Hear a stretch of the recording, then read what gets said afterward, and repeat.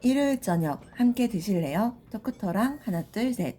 어서 오세요. 여기는 일요일 밤에 맛있는 음식과 술을 곁들여 먹으면서 더 맛있는 수다와 함께 지난 한 주를 마무리하고 새로운 한 주를 기대하게 만들어드리는 토크토랑입니다. 저희 토크토랑은 매일이 기대되는 삶의 레시피를 지향합니다. 저는 하나. 저는 셋입니다.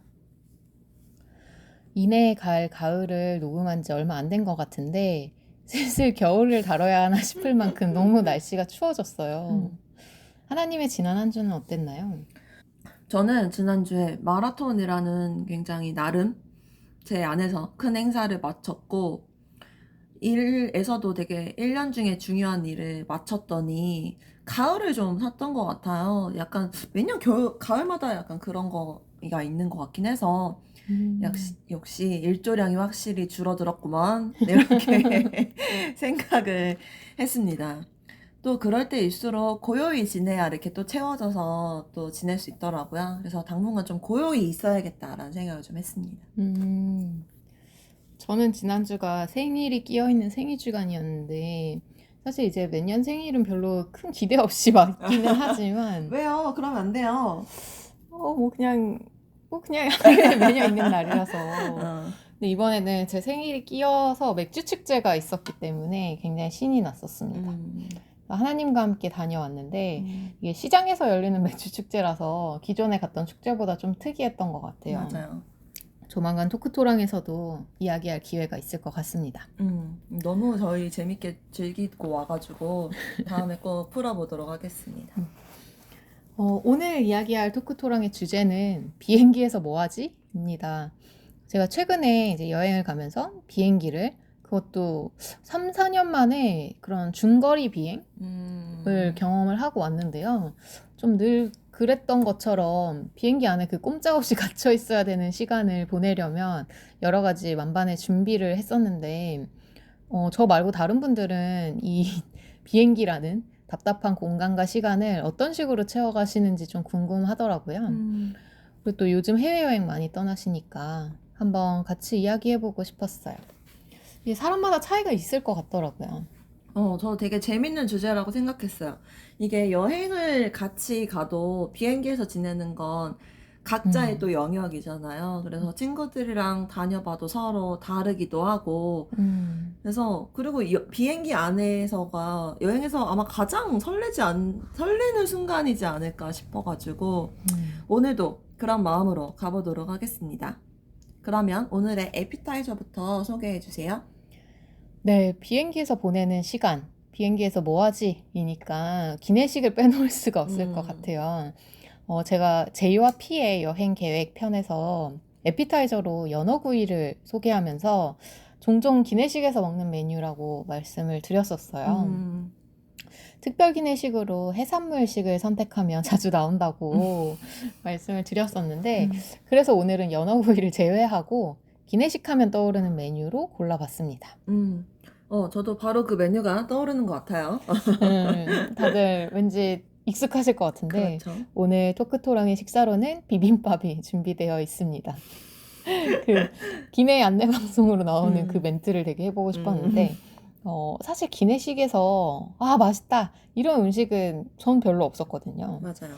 그러다 보니 더 특별 기내식으로 여러 가지를 시도해보고 있는 거기도 한데 그나마 좀 중장거리 노선에서는 미리 탑승 전에 메뉴를 살펴봤을 때 이거면 그냥 먹어야겠다라고 생각을 했었던 메뉴가 바로 비빔밥이었던 것 같아요. 사실 저는 한식을 별로 안 좋아하는 사람이라 여행 가서도 막 한식이 그립다 이런 적은 별로 없었는데 비빔밥은 사실 한식은 맞는데 평소에 그렇게 자주 먹는 음식이 아니라서 그런지 그냥 그 매콤한 고추장이 먹고 싶어서인지 비행기에서 먹기 좀 나쁘지 않은 것 같아요. 저는 평소에도 비빔밥을 되게 좋아해서 잘 해먹기도 하거든요. 근데 그래도 기내식에서도 비빔밥 되게 좋아합니다. 이게 식어도 맛있는 음식이고 먹기도 편하고 특별히 막 비린내가 난다거나 막 이런 음식이 아니어서 실패할 확률도 적고 그리고 무엇보다 약간 앞으로 기름진 음식을 먹어야 하는데 혹은 그동안 다 기름진 음식을 먹어왔는데 그래서 그거에 대비해서 고추장을 먹을 수 있다는 그 사실이 굉장히 좋죠. 마지막 혹은 처음 먹는 한식 같은 느낌으로. 근데 저는 진짜 이럴 때 되게 난 진짜 영락 없는 한국인이다 이렇게 생각이 들어요. 그러게요. 이게 저는 해외에서도 뭔가 음식이 기름지다라는 느낌 별로 안 받는 편이긴 해가지고 그런데도 고추장은 좀 먹고 싶은 것 같아요. 실제로 여행 갈 때 싸가시는 분들도 많잖아요. 그런 맞아요. 튜브로 된 고추장들. 맞아요. 비빔밥에 곁들이는 술을 추천을 해보자면 사실 비행기로 한정했을 때 딱 어울리는 술이 떠오르지는 않았어요. 저는 기내식에서 비빔밥을 먹으면 보통 레드와인을 선택하기는 하는데 그 고추장 같은 매운 소스에 어울리는 술이라고 추천할 순 없을 것 같아가지고 그래서 잠깐 비행기를 벗어나서 막걸리를 한잔하고 가려고 합니다. 좋습니다. 아니, 여러 항공사에서 한식을 기내식으로 제공하는데 왜 막걸리나 전통주를 제공하지 않지? 라는 생각이 갑자기 들더라고요. 그러게요. 아마 뭐 막걸리가 기압 때문에 좀 터질 수도 있고 해서 가지고 타는 것도 되게 어렵거나 좀 지양하라고 하는 술이기는 한데 뭐 요즘 기술에 방법이 없진 않을 것 그러니까요. 같고 또 외국인들이 많이 좋아한다고 하니까 좀 더 아쉬운 것 같아요. 그러니까요. 요새 전통주 완전 붐인데 한식 내놓는 비행기에서는 전통주도 같이 주면 너무 좋을 것 같은데요, 그쵸? 한식엔 역시 한국 술이 잘 맞아요. 어울리는데 와인, 맥주 이런 거 식상하잖아요. 어느 비행사든 얼른 선점하시길 바랍니다. 맞아요. 뭐 어쨌든 제가 가장 좋아하는 막걸리를 오늘의 술로 그래서 골라왔는데요. 해남에서 만들어지는 술이에요. 땅끝마을 해남에서 해창 막걸리입니다. 해창 막걸리는 도수가 여러 종류로 나오고 있는데 좀 다 괜찮은 편이었어요. 그리고 무감미료이고 달지 않은 막걸리여서 음식이랑 곁들이기에도 굉장히 좋았던 것 같고요. 이게 예전에는 전화 주문만 가능하고 그것도 이제 6병들이 한 박스를 시켜야만 주문을 할 수 있었는데 이제는 또 마트에서도 좀 살 수 있고 몇몇 도수의 경우에는 온라인 몰도 생겼더라고요. 혹시 막걸리를 좋아하신다면 비빔밥과 함께 곁들여 보시는 걸 추천하고 싶습니다. 햇님의 해창 막걸리 사랑 유명하죠. 덕분에 저도 몇 번 먹어본 것 같은데 이 막 산 밑에 사는 산채 비빔밥 집 이런 데 가면 비빔밥이랑 더덕구이 이런 거랑 막걸리 이렇게 먹잖아요. 너무 좋잖아요. 약간 등산 안 했지만 등산한 기분. 맞아요. 역시 비빔밥엔 막걸리인 것 같다라는 생각이 듭니다. 아무튼 얼른 비행기에서도 막걸리 늦었으면 좋겠어요. 네, 맞아요. 그 막걸리와 비빔밥 이게 이렇게 모 항공사의 이렇게 트레이드 마크가 되면 되게 좋을 것 같다라는 생각이 듭니다. 이제 기내식도 뚝딱 했으니까 메인으로 이제 진짜 비행기에서 뭐 할지 이야기를 해보도록 하겠습니다. 오늘 이야기는 4시간 이상 정도 비행하는 그런 항공편을 생각해보면 좋을 것 같아요. 최소 뭐 기내식 먹고 뭐 면세품 판매하고 해도 영화 한 편 정도는 볼 수 있는 시간을 생각해주면 좋을 것 같고 또 뭔가 4시간 정도 넘어가면 이제 현대인을 기준으로 인터넷이 없다는 게 막 약간 불안해지고 답답해지는 맞네, 그런 시간인 맞네. 것 같아요. 좋아요. 하나님은 중장거리 정도의 비행에서는 보통 뭘 하면서 시간을 보내시나요? 저는 대부분 잡니다. 예상들 하셨을 분이 계시려나 싶은데요. 아무 데서나 저 진짜 잘 자는데 특히 막 버스, 비행기 이런 장시간 이동수단에서는 진짜 더 잘 자는 것 같아요. 약간 졸린데 그게 멀미야 이렇게 얘기들 많이 하잖아요. 맞아요. 약간 그런 멀미가 있나 봐요. 그래서 장기간 이동할 일 있으면은 어차피 잘 거니까 이렇게 저녁에 좀 덜 자두기도 하고 특히 그 비행기는 되게 장시간이어서 안 자면 대체 뭐 해야 되나 싶을 그런 그 정도로 굉장히 긴 시간이어서 웬만하면 자고 저는 심지어 얼마나 잘 자냐면 이제 저는 탑승했지만 아직 사람들은 탑승하고 있고 문도 안 닫히고 이륙하기 전에부터 자기 시작해가지고 이륙할 때쯤 이륙하나 보네 이러고 깰 때도 되게 많아요. 그리고 막 움직이지도 못하니까 밥 먹으면 졸립죠. 밥이랑 간식도 엄청 꼬박꼬박 나오죠.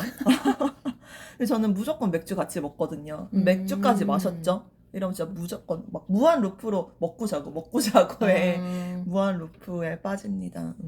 항공사에서 이걸 노린 건가 싶네요. 그럴 수도 있죠.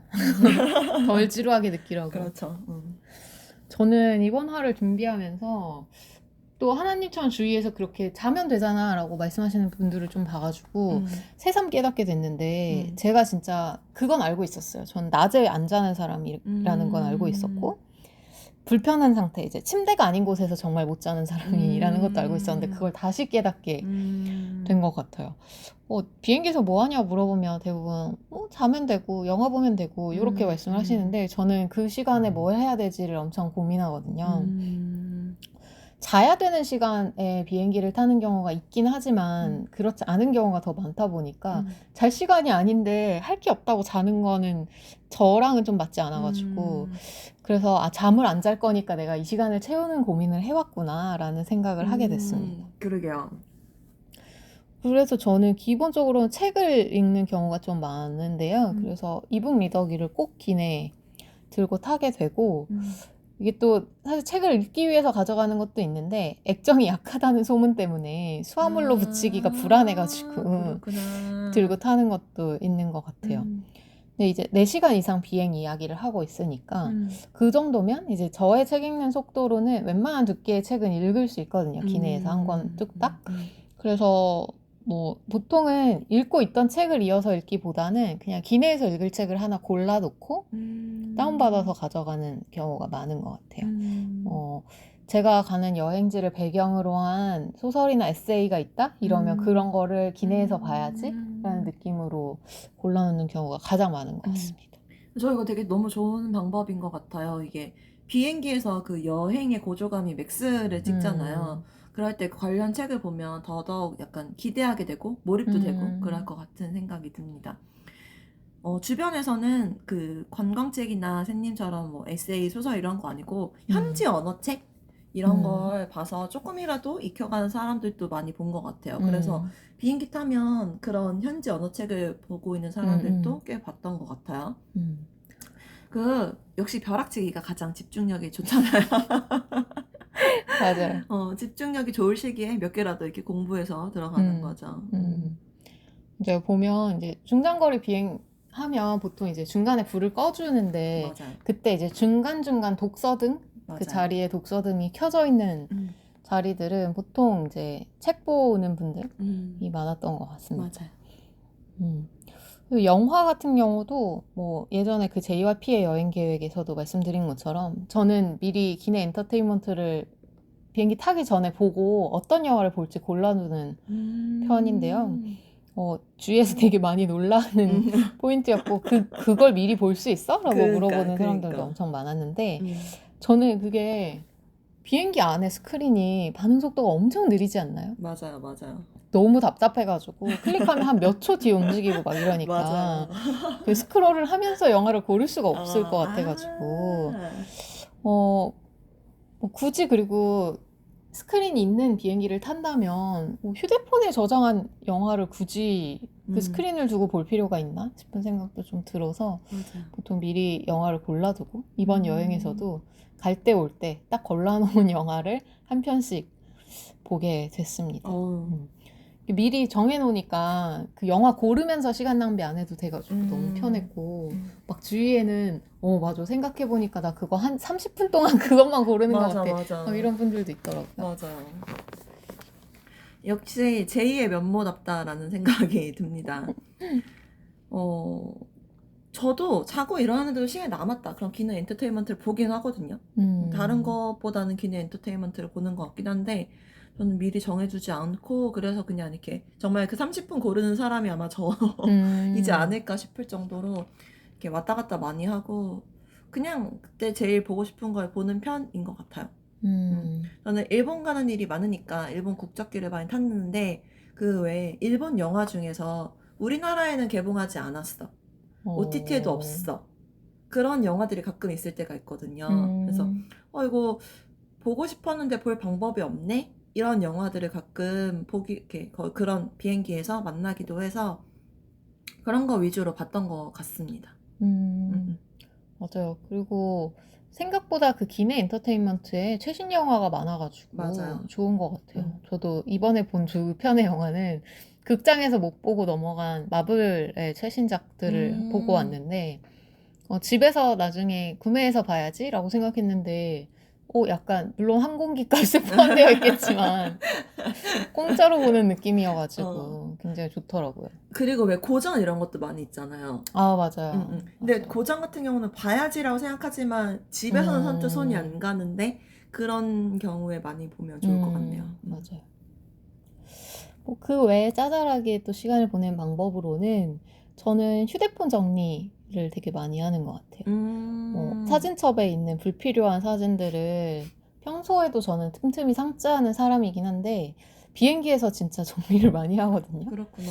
이게 특히 한국으로 돌아오는 비행기에서 여행 사진을 엄청 많이 찍잖아요, 보통. 그럼 갤러리 안에 막 흔들린 것도 많고 비슷한 장면인데 일단 셔터를 잔뜩 눌러놓은 것도 많아가지고 그런 중복되는 사진도 좀 정리하고 일상으로 돌아가기 전에 좀 휴대폰도 그렇고 되게 정돈하는 시간으로 많이 쓰는 것 같아요. 그래서 그때 이제 노트 그냥 기내에 들고 가는 노트에 이번 여행 어땠는지 좀 몇 가지 정리해보기도 하고 저는 누구도 시키지 않는데 그 비용 정산을 탁 맞게 떨어져 나가게 하는 걸 되게 좋아해가지고 여행에서 쓴 경비 정리도 종종 기내에서 돌아오는 기내에서 많이 해봤던 것 같습니다. 이런 걸 좀 하다 보면 생각보다 자지 않아도 중거리나 뭐 4시간에서 7시간 정도의 비행은 충분히 뭔가 바빠요. 되게 다 할 일을 다 하지 못하고 내리는 그런 경우도 많습니다. 굉장히 많은 것들을 비행기에서 할 수 있군요. 저는 진짜 가는 것도 그렇지만 돌아오는 비행기에서 무조건 약간 자야 되는 사람이어가지고 막 유럽 한국행 12시간씩 비행 이런 데서도 돌아오는 비행기는 진짜 거의 잠자면 이렇게 도착해 있었던 느낌이었던 것 같아요. 그 여독이 굉장히 특히 비행기 안에서 몰려오는 것 같아서 꼭 돌아오는 비행기는 거의 자긴 하는데 이제 가는 비행기에서는 계획을 정리하는 걸 할 때도 있는 것 같아요. 그 동행하려고 했던 사람도 분명히 옆에 있을 거고 약간 P답게 별로 그렇게 그 전까지 별로 이렇게 촘촘하거나 완벽하거나 이렇게 계획을 세워놓지 않기 때문에 이렇게 대충 머릿속으로만 세워놨던 계획을 이렇게 가는 비행기에서 뭐 써본다든지 뭐 이렇게 정리하는 정도로 쓰는 시간도 많이 있었던 것 같습니다. 맞아요. 되게 각자 보내는 방법들이 다양한 것 같아요. 저 같은 경우는 사실 이번에 돌아올 때 밤 비행기여서 이제 자정쯤 이륙하는 비행기였는데 잘 줄 알았어요. 한 6시간 정도 걸리는 비행이라서 자고 나면 아침에 한국 도착하면 이제 개운하게 엄청 개운하진 않더라도 그래도 잠은 충분히 채워지겠지라고 생각했는데 제가 의자에 앉은 채로 잠을 못 자는 사람이라는 걸 깨닫고 못 잤구나. 한 30분씩 한 3번 정도 잔 것 같고 그래서 2시간 반짜리 영화를 볼 수 있을까라고 생각했는데 보게 됐어요. 잠을 못 자고 또 막 주위에서 누가 기침하면 깨고 막 이런 편이어가지고 그랬습니다. 어쨌든 이런 다양한 각자의 방법으로 비행기에서 뭘 하면서 시간을 보내는지 이야기를 해보고 있는데 또 아이템 이야기도 안 할 수가 없을 것 같아요. 비행을 나와 함께하는 물건들 저는 길게 비행기 타야 되면 꼭 챙기는 저만의 세트 같은 아이템들이 좀 있거든요. 근데 주위 사람들이랑 막 이런 기내에서 시간 보내기 이런 이야기를 하다 보니까 그런 세트 같은 아이템이 있는 제가 좀 특이한 사람인 것 같다는 느낌이 들고 다들 꿀팁이다. 그거는 생각해 본 적도 없다. 막 이러셔가지고 좀 신기했어서 이야기를 해보고 싶었습니다. 저는 사실 물건을 되게 많이 챙기거든요. 기내에 갈 때. 네, 비즈니스석을 타면 좋겠지만 그렇지 않고 이제 보통 이코노미 좌석을 탄다면 불편하고 또 기내는 굉장히 건조하고 맞아요. 이렇기 때문에 저는 저를 편하게 해줄 수 있는 아이템과 촉촉함을 유지시켜줄 수 있는 아이템을 엄청 챙깁니다. 일단 편한 몸을 위해서 일회용 슬리퍼를 꼭 그쵸, 챙겨가고요. 그쵸. 신발을 벗고 있고 싶으니까 일회용 슬리퍼와 온열 안대를 챙겨요. 이제 눈을 좀 쉬어주기 위해서 그 잠을 못 자지만 자려고 노력은 가끔 하기 때문에 그 노력을 위해서 온열 안대와 가슴 마스크. 가슴 마스크를 일본 가면 저는 꼭 사오는 아이템인데 안에 이제 촉촉한 패드 같은 게 있어가지고 숨 쉴 때 굉장히 촉촉하게 할 수 있어서 집에서는 이제 감기 걸리거나 하면 쓰는데 비행기 탈 때 무조건 챙겨야 되는 아이템이고요. 만약에 이제 집에 있다가 바로 출발하면 애초에 편한 옷을 입고 공항에 가겠지만 뭐 퇴근 후에 바로 간다거나 이러면 이제 편한 바지 그것도 엄청 야들야들하고 맞아요. 얇은 맞아요. 그런 바지를 꼭 챙겨가지고 갈아입게 됩니다. 그런 짧은 바지보다도 얇고 헐렁한 긴 맞아요. 바지가 진짜 비행기에서 좋더라고요. 맞아요. 또 촉촉한 상태를 위해서는 뭐 칫솔 세트? 이제 기내 화장실에 사실 비치되어 있는 경우도 많긴 하지만 일단 혹시 모르니까 챙기고 뭐 인공 눈물, 미스트, 립밤, 핸드크림 이런 것들 이제 가져가는 조그만 아이들이 있어요. 기내에 가져가는 이런 거에다가 10시간 이상이면 그 시트 마스크 아니면 이제 그냥 부분 팩으로 할 수 있는 그런 토너 패드를 챙깁니다. 되게 기괴한 얼굴이라는 건 알고 있지만 그 시트 마스크를 한 것과 하지 않았을 때의 건조함이 너무 다르기 때문에 그렇구나. 이게 저는 항상 챙기는 물건들이어서 막 크게 의식하지 않고 여행 갈 때 여권 넣듯이 파우치에 쭉 하나씩 넣는 아이템이거든요. 그래서 또 일회용인 것들 뭐 온열 안대나 일회용 슬리퍼나 가슴 마스크 이런 건 돌아올 때도 써야 되기 때문에 이제 한 쌍으로 챙겨가지고 짐에도 넣고 있어요. 이런 다양한 물건들을 기내에서만큼은 거의 맥시멀리스트처럼 챙기는 편인데요. 완벽한 세트네요. 하나님은 꼭 기내에 갈 때 챙기는 물건 같은 거 어떤 게 있을까요? 저도 무조건 편한 복장, 슬리퍼 이런 거는 챙기는 것 같아요. 편한 복장으로는 저는 선생님은 긴 바지 얘기했는데 저는 무조건 원피스입니다. 원피스 완전 추천합니다. 그 헐렁하고 보들보들한 원피스, 긴 원피스가 저는 기내용으로 완전 최고라고 생각해요. 이게 배에 걸리는 게 없다는 게 저는 되게 큰 장점이라고 생각해요. 안 그래도 막 가둬져서 먹기만 하는데 먹으면 바로 배 나오는 사람으로서는 이렇게 막 이런 고무줄 이런 것도 불편할 수 있기 때문에 저는 원피스가 최고라고 생각을 하고 통기도 잘 되죠. 맞아요. 남성분들한테는 좀 해당이 안 되긴 하겠지만 네, 알아서 하시길 바랍니다. 저는 또 보습에 신경 쓰는 사람은 별로 아니어가지고 샌님이 말한 것 중에서는 칫솔 세트 정도는 가지고 타는 것 같아요. 그치만 제가 유일하게 반드시 꼭 들고 타는 게 있습니다. 바로 목베개인데요. 아, 역시 자야 되니까. 자야 되니까, 그쵸. 저는 진짜 잊지 않기 위해서 항상 여행용 가방에 매달아 놓고 살기도 합니다. 잘 준비 만반으로. 진짜요. 네, 저는 확실히 목베개를 놓고 자면 좀 덜 깨는 것 같아요. 이렇게 고개가 떨어져서 깨는 경우는 거의 없으니까 덜 깨고 오랫동안 그래서 푹 자는 것 같아요. 그리고 꼭 잘 때 아니더라도 장기간 앉아 있어야 할 때 이렇게 딱 목을 받쳐주고 있으면 훨씬 편하기도 해서 저는 비행기 탈 때 무조건 꼭 들고 타는 아이템 중 하나고 여기저기 굉장히 추천도 많이 합니다. 한번 꼭 들고 타보시기 바랍니다. 저는 제가 마지막에 유럽 여행을 가족과 같이 갈 때 엄마가 이제 다 사줘가지고 목베개를 근데 제가 진짜 필요 없다고 했는데도 사줘가지고 그냥 받았는데 그 뒤로 한 번도 여행에 가져간 적이 없어요. 아, 진짜요? 왜냐면 제 입장에서는 그 도움이 된다는 건 분명히 알고 있는데 그 총 여행 중에 기내에서 보내는 시간이 되게 짧은데 부피를 계속 차지하잖아요, 짐에서. 그리고 볼 때 너무 싫은 거예요. 왜 그 부피를 차지한다고 생각하죠? 그냥 끼고 다니세요. 너무 막 이게 있으니까 이번에도 원래 기내에 가져갈 가방에 넣었다가 너무 이 부피 때문에 가방이 공간이 채워져 있는 게 너무 싫어가지고 그렇구나. 그 현관 앞에서 그냥 던져놓고 나왔는데 정말 잘한 선택이에요. 네. 갈 때는 한숨도 자지 않았고 올 때도 뭐 거의 못 잔 데다가 그게 있었다고 잤을 것 같진 않아가지고 하나님은 목베개를 왠지 많이 써보셨을 것 같아서 목 앞쪽에다가 두고 쓰시나요? 아니요? 음. 목베개를 목 앞쪽에 두고 쓰는 건가요? 원래 그렇게 쓰는 거라는 말을 들었어요.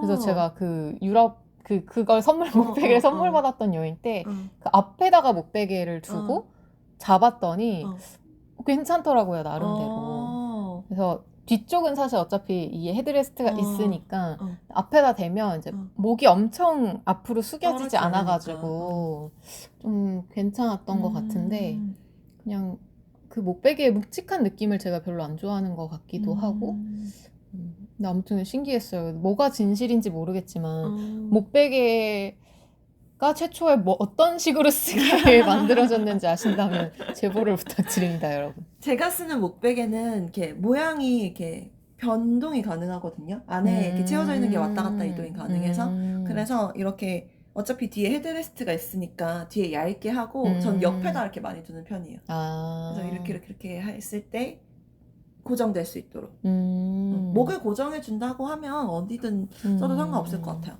맞아요. 저도 그 사람이 잘 때 주로 기대는 방향이 있잖아요. 저도 그쪽으로 좀 그냥 놓고 쓰거나 하는 경우가 있었던 것 같고 그렇군요. 저는 바람 넣어서 쓰는 목베개는 한두 번 가져간 적이 있는데 그건 이제 부피를 줄일 수 있으니까. 그렇죠. 근데 확실히 바람 넣는 애는 별로 편하지 않은 것 같아요. 뭐 그리고 비행기에서만은 아니고 또 요즘은 어딜 가든 꼭 필수템인 거긴 한데 이어폰도 빼놓을 수가 없겠죠. 그렇죠. 기내에서 사실 헤드폰이나 이어폰 그 엔터테인먼트 보라고 주는 경우가 많긴 한데 내 걸 꼭 챙겨갈 수밖에 없는 게 요즘 노이즈 캔슬링 때문인 것 같아요. 맞아요. 이게 사실 노이즈 캔슬링이 되는 걸 써본 지는 오래됐지만 써보기 전에는 이 내 주위가 이렇게 시끄럽다라는 생각을 안 했는데 특히 비행기가 진짜 시끄럽더라고요. 맞아요. 이제는 진짜 기내에서 잠깐이라도 눈을 좀 붙이려면 노이즈 캔슬링이 되는 이어폰이나 헤드폰 꼭 필요한 것 같고 맞아요. 저는 헤드폰을 평소에 안 쓰는 사람인데 좀 그 머리 위에 이런 게 좀 불편해가지고 근데 기내에서를 생각하면 노이즈 캔슬링 기능이 있는 헤드폰을 사고 싶다는 생각을 여행 때마다 하는 것 같아요. 맞아요.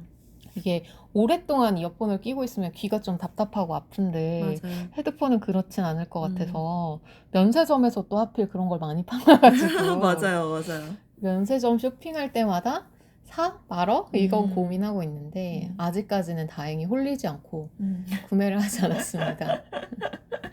맞아요. 이게 비행기가 엔진 소리가 되게 일정하게 나서 모르시는 분들은 모르실 수도 있는데 이게 한번 거슬리기 시작하면 진짜 너무 시끄럽잖아요. 맞아. 그래서 노캔 기능이 있는 이어폰, 헤드폰 이런 거 진짜 필수인 것 같아요. 저도 엄청 고민하는 아이템이에요, 헤드폰. 너무 거추장스럽죠, 그쵸? 그게 진짜 최대 맞아요. 장애물이긴 한데 또 막 요새는 많이들 다들 이렇게 목에 이렇게 잘 끼고 다니던데 들고 다니기도 되게 번거로울 것 같고 막 맞아요. 그래도 저도 항상 고민한 아이템이긴 합니다. 그리고 저도 또 꼭 이렇게 추천해 드리고 싶은 게 지퍼 있는 가방에 물건을 넣어가는 걸 꼭 추천드리고 싶어요. 이거 진짜 중요합니다. 그쵸? 이게 저희가 비행기를 타면 가방을 따로 들 수가 없고 좌석 밑이나 아니면 머리 위에 그 짐 칸을 실어야 되잖아요. 이게 입구가 다 열려있는 가방을 쓰면 비행기가 움직이다 보면 막 안에 있는 물건 같은 게 쏟아져 나오기가 쉽고 막 특히 약간 이어폰, 뭐 화장품 샘플 이런 거는 진짜 금방 빠져나와가지고 저는 평소에는 에코백 같은 걸 잘 들고 다니는데 그런 거 말고 꼭 입구를 닫을 수 있는 그런 가방에 꼭 넣어가는 것을 저는 꼭 추천드리고 싶네요. 이건 진짜 제가 경험으로 맞아요. 알게 된 맞아요. 제가 기내에 그 입구를 여물지 못하는 가방을 들고 탔었는데 지갑을 기내에서 흘려서 아이고. 지갑을 잃어버린 적이 있어요. 아이고. 나중에 찾긴 했는데 어. 처음에 이제 기내 수색을 부탁드렸을 때는 사실 못 찾았고 돌아오는 어. 귀국편에서 찾았다고 제가 그 티켓팅 체크인 하니까. 카운터에서 알려주셔가지고 어. 여행 다 끝난 뒤에 지갑을 돌려받은 경험이 있었는데 그렇죠. 그때 이후로 저도 맞아요. 무조건 지퍼로 닫을 수 있는 가방을 가져가고 맞아요. 그리고 제가 또 하나 비행기에 들고 가는 아이템 중에 빼먹은 게 비닐봉투. 저는 사실 선반에 올려놓는 거 안 좋아하는 게 뭐 이불 미더기도 꺼내야 되고 뭐도 꺼내야 되고 저의 보습 아이템도 꺼내야 되고 그러니까 전 보통 그냥 좌석 및 바닥에 놓는 편이거든요. 비행기 바닥이 정말 더럽다고 이야기가 많아가지고 저는 그래서 제 가방을 넣을 수 있는 비닐 봉투를 꼭 가져가는 편입니다. 오, 좋은 팁이네요. 그래서 비닐봉투에 넣고 보통 돌아올 때는 이제 면세점에서 뭔가를 샀다면 면세점 봉투가 있으니까 그걸 버리지 않고 놔뒀다가 마지막에 돌아오는 비행기에서 가방을 넣어놓고 이런 식으로 쓰는 것 같아요. 좋은 팁입니다. 저는 네. 생각해보진 않았는데 앞으로는 그렇게 하게 될 것 같네요. 네, 그리고 만약에 비닐봉투에 또 남는다 이러면 신발도 넣어놓으면 좋은 게 맞아요. 전 하나님이나 일회용 슬리퍼로 갈아 신는다고 했잖아요. 가끔 신발이 돌아다녀가지고 맞아. 한짝 저기가 있고 자다가 일어나는데 신발 한 적이 없어 막 저기가 있고 막 이런 일 있죠. 그래서 이제 발로 막 더듬거리면서 신발을 찾는데 신발이 안 보일 때가 있거든요. 맞아요. 정말 불안해요. 맞아요. 그러면 그래서 이제 모아두는 게 맞아요. 굉장히 중요합니다. 좋습니다. 기내에서 시간을 보내는 방법 이야기하다 보니까 생각보다 되게 유쾌하고 좋은 팁들이 많이 나오고 있는데 그러게요. 이야기를 할수록 여러 불편함에도 불구하고 계속 비행기를 타고 싶어지는 그런 생각이 저만 이런 건가요? 맞아요. 그러니까 얘기할수록 약간 신경 쓸 것도 많은데 그래도 비행기 타고 싶다 이런 맞아요. 생각이 자꾸 드네요. 비행기 안에 있으면 사실 빨리 내렸으면 좋겠다 이런데 참 육지에 있으니까 기내가 그립습니다. 근데 사실 여행에서 비행기를 탄다라고 하면 그 안에 있는 시간이나 그 기내 자체가 너무 좋아 막 이런 사람은 그렇게 많지 않을 것 같아요. 맞아요. 그냥 여행을 하기 위해서 어쩔 수 없이 타야 되는 수단인 거일 텐데 그래도 또 저희가 피할 수 없으면 즐겨야 되니까 그럼에도 불구하고 비행기에서 시간을 보내는 거에 장점이 있다면 뭐가 있을까 이런 생각을 해봤는데요. 저는 뭐 한 가지 정도밖에 없는 것 같은데 강제 디지털 디톡스인 것 같습니다. 맞아요. 요즘은 뭐 무료 아니면 유료로 기내에서 인터넷을 와이파이를 쓸 수 있는 경우도 있긴 한데 사실 써본 적이 있는데 너무 느려가지고 저희가 그냥 평소에 하듯이 웹서핑을 하거나 뭐 사진을 SNS에 업로드하거나 이런 건 쉽지 않더라고요. 막 계속 기다려야 겨우 몇 장 올라가는 정도여서 그냥 뭐 카톡 같은 인스턴트 메시지 정도나 가능한 정도의 수준이었고 일반적으로 또 기내에 있는 동안에는 이제 그런 특수 케이스를 제외하면 인터넷에서는 떨어져 있게 되는데 저는 그 시간 자체가 장점인 경우들이 있는 것 같아요. 맞아요. 요즘 보면 디지털 디톡스를 하게 하는 숙소도 있잖아요. 맞아요. 일부러 막 예약해서 가고 핸드폰 맞아요. 반납하고. 맞아요. 근데 그냥 어쨌든 그 안에서는 자연스럽게 환경이 구성이 되기 때문에 저는 좀 저만 그럴 수도 있는데 집중력이 좀 더 높아진다라는 생각은 들었어요. 저희가 맞아요. 사실 집중력을 흐트러뜨리는 가장 큰 원인이 핸드폰인데 맞아요. 그게 이제 거의 이제 먹통이 되다 보니까 책을 읽어도 좀 더 집중해서 읽게 되고 맞아요. 뭐 글을 써도 좀 더 진득하게 쓰게 되고 저는 영화에서 그걸 되게 많이 느꼈는데 저는 집에서 영화를 보는 일도 별로 없지만 보면 그걸 틀어놓고 영화만 보는 경우가 별로 없어요. 이제 뭐 딴 거 하면서 영화를 보는데 비행기에서는 사실 딴 거 할 게 별로 없어가지고 되게 집중이 잘 되는 것 같고 화면이 되게 말도 안 되게 작은데도 집에서 큰 화면으로 볼 때보다 영화에 되게 몰입하게 된다라는 장점이 있었던 것 같아요. 맞아요. 확실히 집중력이 올라가는 것 같습니다. 진짜 요즘은 여행 갈 때도 다 로밍해가고 막 이래가지고 인터넷을 쓸 수 없는 시간이 진짜 오히려 더 소중한 것 같아요. 맞아요. 확실히 집중력도 높아지고 약간 그동안 해볼까 했는데 약간 해볼까 해서 앉으면 잠깐만 SNS 이렇게 해서 시간이 음. 없어서 못하는 일들도 있잖아요. 음. 뭐 저는 대표적으로 책 읽기가 대부분 그런데 이런 거 되게 집중력 있게 하기에 좋은 환경이라고 생각을 합니다. 그리고 저는 실은 비행기 타는 걸 별로 싫어하지 않아요. 오.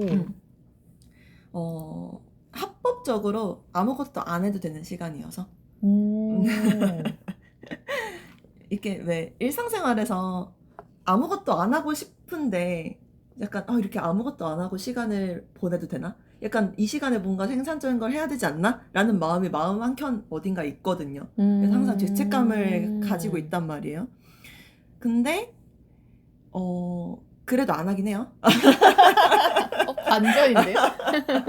그래도 안 하긴 해요. 그래도 어쨌든 그런 죄책감이 없이 그냥 정말 아무것도 안 해도 되는 시간이니까 그냥 맘 편히 쉬는 시간으로 저는 그래서 실은 비행기뿐만 아니라 이동수단을 타는 시간을 그래서 저는 별로 싫어하지 않아요. 그냥 처음부터 없는 시간이라고 생각을 하는 거죠. 누군가는 버리는 시간 이렇게 라고 싫어할 수도 있겠다 싶은 생각이 들긴 하는데 저는 그 이유로 이동 시간을 좀 좋아하는 편이긴 합니다. 저도 비슷하게 이동 시간을 좋아하는데 저는 그게 약간 아무것도 안 해도 되는 시간이어서 라기보다는 그냥 내가 노력해도 바꿀 수 있는 게 별로 없는 시간이어서 그쵸. 그게 좀 좋은 것 같고 그래서 맞아요. 저는 사실 사무실로 출근을 별로 안 하다 보니까 하게 되면 너무 피곤하고 싫은데 이동 시간이 생기는 건 저는 좀 덜 게을러지는 시간이에요. 이동 시간이. 왜냐면 이제 집에 있으면 사실 책 보는 거 말고도 할 게 많으니까 책을 그래도 보려고 노력하니까 하는 건데 이동 시간에는 책 보는 거 말고 할 게 없어요. 그러니까 막 거기서 뭐 업무를 맞아요, 휴대폰이 있긴 맞아요. 하지만 업무를 막 본격적으로 보기도 되게 어렵고 막 이런 상황이어서 그렇다고 막 되게 워커홀릭처럼 막 노트북을 펴가지고 버스에 앉아서 막 지하철에 앉아서 이렇게 할 정도로 막 그렇게 쫓기는 사람은 아니어가지고 제가 그래서 책을 되게 많이 봐요. 이동을 많이 하는 날에는 책을 되게 많이 보고 제가 여행을 되게 좋아하는 뭐 국내 여행을 포함해서 그런 것도 그 이동 시간에 되게 생산적으로 많은 것들을 할 수 있어서 그런 거 되게 좋아하는 것 같아요. 물론 저는 비행기는 몸이 너무 불편해서 그게 너무 싫습니다. 저는 제가 비생산적이라고 얘기하긴 했지만 생산적인 거 안 한다고 얘기하긴 했지만 이 시간이 오히려 저는 되게 나에 대해서 많이 생각하게 하는 시간인 것 같아요. 나 혼자 생각을 많이 하는 시간? 맞아요.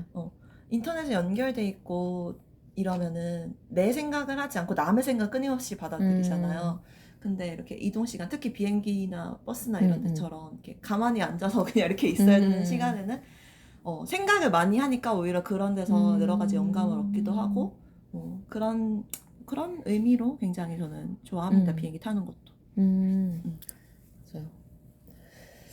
저희가 비행기에서 약간은 답답할 수도 있는 그 시간과 공간을 채우는 방법들이나 또 좋은 아이템들 이야기도 했었고 그럼에도 장점은 없을까를 얘기를 해봤는데 생각보다 되게 장점도 많고 재밌게 채워갈 방법들도 되게 많은 시간인 것 같네요. 그러게요. 그럼 마지막으로 하나와 셋이 생각하는 비행기 안에서의 시간을 한번 정의하고 마무리를 해보려고 합니다. 저는 마지막으로 말씀드렸던 것처럼 아무것도 안 해도 되는 시간. 뭘 하기 힘든 시간이니까 맘 편히 내가 시간 활용을 못하고 있다라는 죄책감 없이 쉴 수 있는 시간이라고 정의하고 싶습니다. 맞아요. 유용하죠. 아무것도 안 해도 되는. 맞아요. 자유를 부여하는. 반드시 필요하지만 항상 어딘가 이렇게 마음이 불편한. 좋습니다. 저는 일상과 여행 사이에서 스위치를 온오프하는 시간인 것 같아요. 그래서 뭐 그 비행기 소음처럼 은은하게 계속 막 백색 잡음 같은 소음이 있는데 그럼에도 되게 몇 가지의 선택지만 있는 그리고 공간도 되게 한정되어 있는 이게 제한이 주는 자유로움이 가끔 있잖아요. 맞아요. 너무 무한대의 선택지가 있으면 사실 되게 피로도가 높아가지고 맞아요. 그래서 되게 밀도 높게 집중할 수 있고 여행 모드에서 그 저희 비행기 모드 켜지 일상 모드에서 여행 모드로 바뀌는 그리고 돌아올 때 다시 일상 모드로 돌아오는 그 시간인 것 같아서 저도 비행기 너무 싫어 막 다리 구겨질 것 같고 막 이런 맞아요. 생각이 되게 많았는데 뭐 너무 긴 불편함은 당연히 피하고 싶긴 하겠지만 뭐 하나님이 말씀하신 것처럼 그래도 그 시간 자체도 되게 의미가 있고 중요하고 또 즐길 수 있을 것 같기도 하네요. 좋습니다. 그럼 이제 마지막으로 오늘의 디저트를 소개해 주시죠.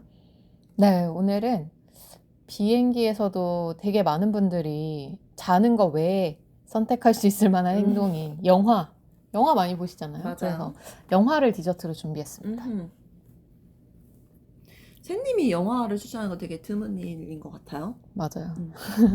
이게 제가 기내에서 본 영화는 아니기는 한데 비행기랑 좀 관련이 있고 또 최근에 여행 갔을 때 그 여행지에서 봤던 영화이기도 하거든요. 비행기와 공항을 배경으로 한 영화인데 마침 또 제가 이 영화를 본 호텔이 공항 근처의 호텔이라서 비행기 이착륙 소음이 되게 많은 곳이었어요. 근데 그게 되게 호텔의 단점으로 리뷰에 많았는데 그 호텔에서 이 영화를 볼 때 비행기 소음이 나니까 되게 좋더라고요. 잘 어울리고. 네. 그래서 혹시 넷플릭스를 사용하신다면 저장하셔서 기내에서 보셔도 좋을 것 같은 영화입니다. 바로 첫눈에 반할 통계적 확률입니다. 제목이 좀 이상하다 싶으시죠? 이게 통계학을 연구하는 그리고 좀 철저한 스타일의 남자 주인공이랑 살짝 덤벙거리고 또 자기 감정에 엄청 충실한 여자 주인공이 우연히 공항에서 만나고 기내에서 다시 만나고 그러면서 일어나는 이야기입니다. 사실 설명과 제목만 들어도 약간 어떻게 될지 알겠군 막 이런 느낌이긴 하잖아요. 맞아요. 저는 되게 좋아하는 장르의 영화일 것 같은 느낌이 제목에서도 이렇게 막 팍팍 느껴져서 너무 좋아요. 풋풋한 로맨스? 그쵸? 약간 심지어 공항이랑 비행기에서 만나면서 일어나는 그 일이라니까 그 분야의 유명한 고전이죠. 그 비포 시리즈. 이런 게 좀 생각나기도 합니다. 이게 뭐 의외의 사건도 있고 또 의외의 전개들도 있고 뭐 예상했던 것과 비슷한 부분도 있고 이랬는데 가볍게 보기에 되게 좋은 영화였고 또 그냥 스토리만 들어도 하나님 말씀처럼 좀 미소 짓게 되는 그 그렇죠. 풋풋한 느낌이 두 주인공을 볼 때 계속 느껴지더라고요. 이게 저는 이렇게 막 마냥 행복하고 아름다운 이야기만 나오는 콘텐츠 저 진짜 너무 좋아요. 네, 얼른 찾아보고 싶은 마음이 듭니다. 네, 그리고 그 풋풋한 로맨스의 특징이 분명히 영화하고 스토리이기 때문에 위기가 분명히 있고 갈등이 있는데 그것조차도 너무 막 맞아요. 귀엽지 않나요? 맞아요. 그게 무슨 위기에 관한 갈등이에요. 세상에 힘든 일 얼마나 많은데. 맞아요. 내가 방금 되게 꼰대 같았는데. 아무튼 비행기에 따라서 사실 사이즈가 다르니까 근데 보통 100명에서 한 300여 명 정도가 하나의 공간 안에 같은 곳을 향해서 날아가게 되잖아요. 맞아요. 다 같이 큰 방이 이동하듯이. 근데 같은 행선지로 같은 날짜와 같은 시간에 같은 항공편을 타는 것도 엄청 희박한 확률이구나.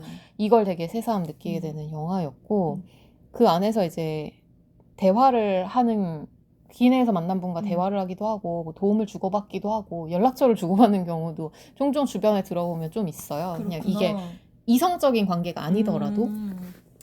그래서 저는 이 영화 보고 나서 갑자기 어느 날 생각이 문득 들었던 게 나도 이런 거 비슷한 거 있었네 라는 생각이 들었던 게 뭐 그런 로맨스까지는 아니었지만 제가 10여 년 전에 처음 유럽 여행을 갔을 때 프랑스에서 이탈리아로 넘어가는 항공을 탄 적이 있었는데 그때 이제 옆자리에 앉았던 이탈리아 분이 저를 중간에 깨웠어요. 자고 있는데 그러면서 왜 그러냐 이랬더니 지금 제가 창가에 있었는데 너 옆에 그 아래가 알프스 산맥이다. 저걸 봐라 라고 알려줬던 적이 있었는데 되게 고마워했었거든요. 그러게요. 근데 이 영화를 보고 그때 되게 희박한 사건이었다 싶었던 게 제가 그분이랑 비행기를 기다리는 동안 만나서 이야기를 잠깐 나눴고 제가 이탈리아 가이드북을 들고 있으니까 그거 무슨 책이냐 어떤 나라 책이냐 이렇게 물어봐서 대화를 했는데 자리가 옆자리였던 거였거든요.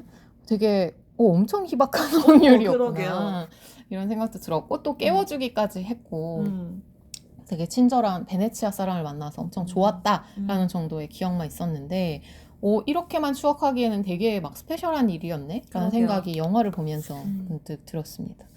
너무 오래돼서 얼굴도 기억이 안 나는데 그때 되게 좀 잘 그 신기함을 기록해뒀으면 좋았을 뻔했다라는 생각이 들었어요.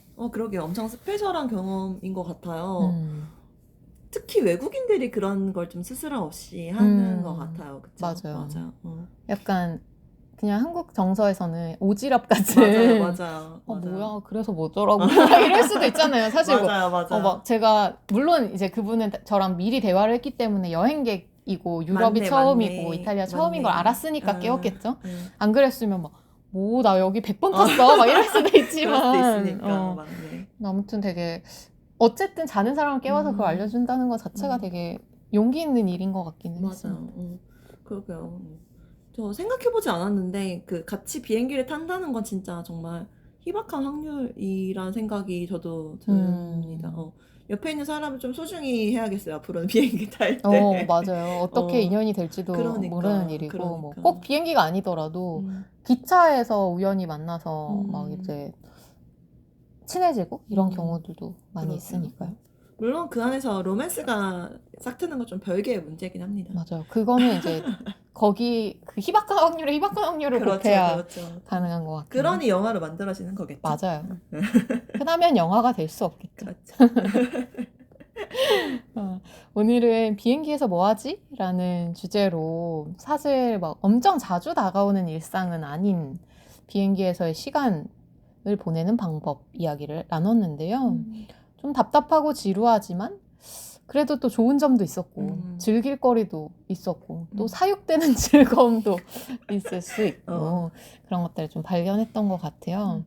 근데 저희가 사실 비행기에선 할 수 있는 게 되게 적지만 지금 저희의 일상에서는 되게 할 수 있는 게 많으니까 다음 한 주도 이런 특별한 상황과 공간인 비행기에서도 이렇게 다양한 걸 할 수 있는데 이런 생각으로 또 새롭고 즐거운 한 주를 보내보셨으면 좋겠습니다. 그리고 오늘 콘텐츠가 조금이라도 도움이 돼서 여러분들의 다음 비행 시간이 조금이나마 더 즐거워졌으면 좋겠다라는 생각도 해보게 되네요. 좋습니다. 이번 주 식사도 건강하고 맛있으셨나요? 다음 주 일요일 저녁도 저희와 함께 해주세요. 매일이 기대되는 삶의 레시피 토크토랑 하나 둘 셋 이었습니다. 안녕. 네,